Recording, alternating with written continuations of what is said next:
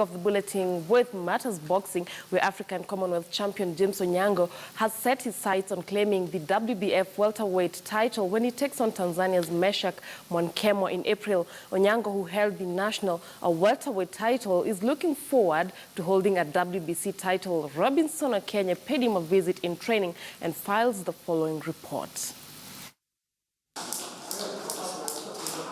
James Onyango is not a new name in boxing circles in the country. The 30-year-old claimed the African Commonwealth Championship in Nairobi after knocking out Uganda's Patrick Atuhirwe. Since going professional in 2009, Onyi, as he's commonly referred to, has had his career rising, and most recently in 2017 he knocked out his opponent Patrick Atuhirwe in the second round in a rematch that was staged in Nairobi. Ni mazoezi siri ya ngumi, unajua ni mazoezi, kuna mambo mengine kwa gym wakati wote, lakini ufanye zile vinatakikana.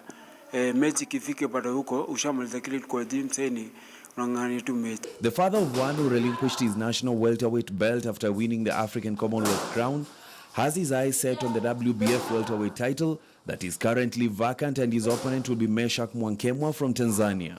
Ngoja ni mwananye, rekodi yake ni mzuri, ni bondia yenyewe, ni mheshimu sana, lakini kama hajafanya mazoezi ya ziada, je, yuko hatarini atakabiliana na Onyiko. Unajua boxing ile kitu wa ngumu ni mazoezi tu.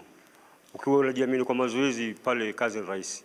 Kwa hivyo naona bila na mazoezi na mimi atashinda. Onyango is assuring Kenyans that he's ready to walk the talk and deliver the title. Kutoka kwa Onyiko utajienyewe mechi safi. Unajua sasa hii series ni kuonyesha Wakenya kwamba kuna talanta. Hii ni mechi kuonyesha talanta.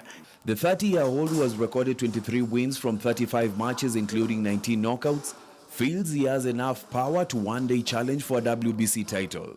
Yote nilikuwa naomba Mwenyezi Mungu kama anaweza kupatia chance nicheze hata kuna hizo WBC kama hiyo Zarika hiyo. Hiyo sasa ni ndoto yangu kubwa. Sua naye hapa kila siku. Na vile yo train na vitu zake vile yofanya tunaona inawezekana. James Onyango will take on Tanzania's Meshack Mwankemwa on the 29th of April in Nairobi. Robinson Okenye, KTN Sports.